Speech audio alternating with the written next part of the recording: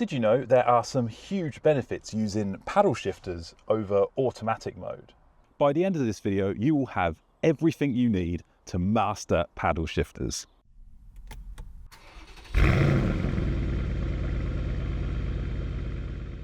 Before we get started, it's important to know the basics of our gears and how we use them.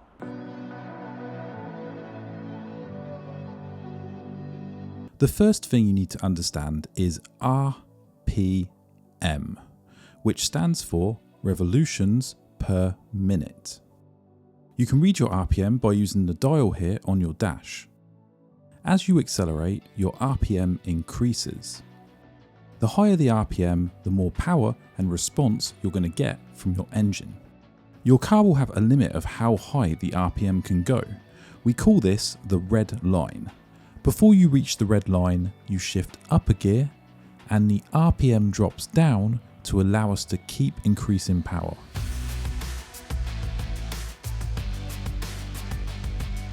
So if higher RPM gives us more response and power, this means that lower RPM is going to give us less response and power, but in exchange for better fuel economy. So now that we've discussed the basics of gears and how they work, let's talk about the benefits of using manual mode and why it's so much better than automatic. You'll hear people say paddles are way more fun and engaging, but there's actually a lot more to it than that. Let me show you a live example now of where manual mode is so much better than automatic. So here we are now on a country road driving at a good speed in fully automatic mode. Watch now how the car stays in 8th gear almost the entire time, even around some of these tighter bends. The problem is the car can't see the road. In manual mode, you'd see these bends and you'd downshift to a lower gear for much more control of the car. But in automatic mode, the car chooses the gear based on your speed. So if you try to take a bend at a higher speed, it won't see it coming and it will take you round in the top gear and you'll lose so much control. This is why you never see a race driver using automatic mode on the track. If you master using the paddles, you'll always be much faster and safer around bends. Before we set off on our first drive with the paddles, it's important to learn how to put your car into full manual mode because it can vary based on different brands of car. Here in the Aston Martin, all you need to do is just flip on one of the paddles and that's it, you're in full manual mode. Whereas other cars, you might need to find a button on the center stack here, and in some cars, it might even be a function built into the gear selector. Make sure you find the correct button to go into full manual mode, because I've found on some cars, like Mercedes for example, if you press a paddle while driving, it won't go into full manual mode. It will go into a temporary manual mode, and after about 10 seconds, it will start changing gears again for you. It's really frustrating. Right guys, here is a basic demo of me running through the gears. So we're currently in 2nd, and as you hit the halfway mark on the RPM, that's when you want to shift up. So we're now in 4th gear, up to 5th, and as you get higher in the gears it slows down, then we go up to 6th, then it gets really slow now, and unless you're driving quicker you won't actually need to change gear. But now we can go up to 7th, and you can see the RPM is happily staying around the 2000 mark, and if it goes higher then we'll go into 8th, but for this drive we only need 7. Now, if you want more of a sporty drive, what you're going to do is wait till the RPM goes almost up to the red line to shift, and that looks something like this.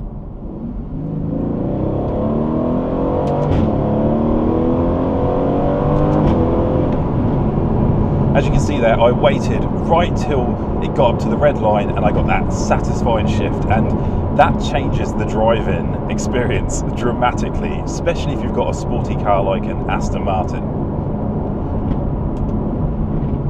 You see how the RPM just jumps as you downshift as well. Now when you first start out, you're going to be staring at this RPM and you're going to be using it to shift, but as you get more experienced, you'll learn to listen to your engine. As the RPMs get higher, the engine gets louder and louder, and you shouldn't have to look, you'll just know when to shift.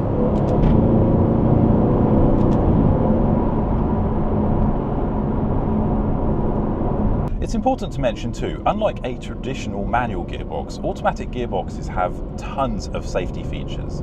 For example, if I try to upshift into a too high gear at a really low speed, it's not letting me. See, I'm in 6th gear now and I keep pressing it and it's not letting me go to 7th or 8th. And equally, if you try to go to a too low gear while going fast, it's going to flash at you, it's not going to let you change gears. So have some fun, experiment, you're not going to blow up your gearbox.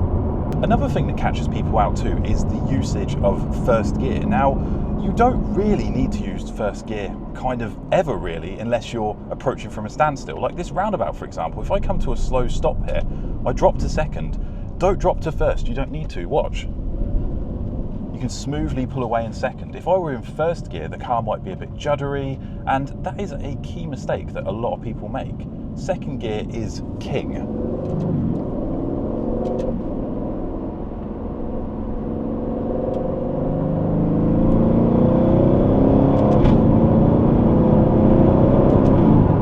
Another question I get asked a lot is, do you have to take your foot off the accelerator pedal when you change gear, like a traditional manual car? And the answer is no. You can just keep accelerating while changing gear and it's safe. It's not going to damage your car. It's actually the better way to do it if you want to go faster.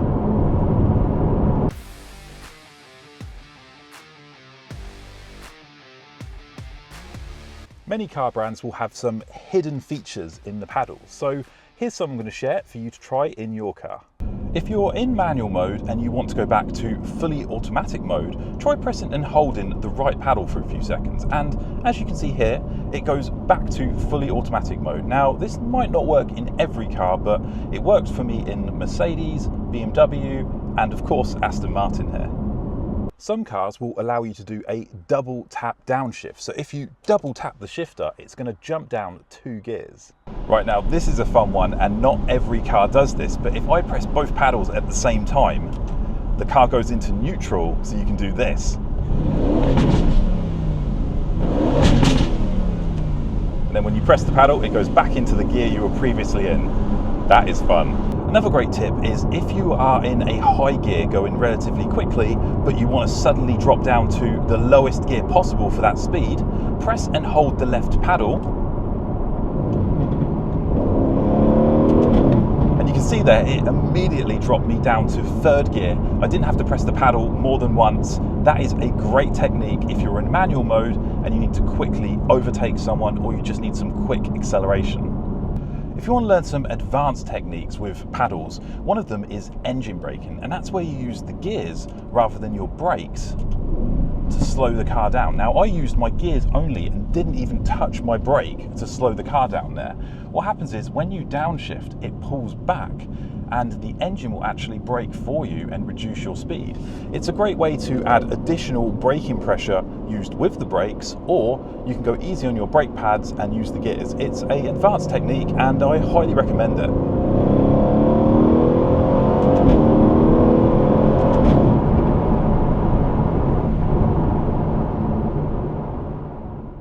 So guys, that's everything you need to know to master paddle shifters. If you're still feeling a bit nervous about paddle shifters, what I recommend you do is go to a big empty car park and just drive around and practice. You'll be amazed how quickly you pick it up. And as always guys, I'm always here in the comments if anyone has any questions or just wants to say hello. Thank you so much for watching guys. I'll see you next time.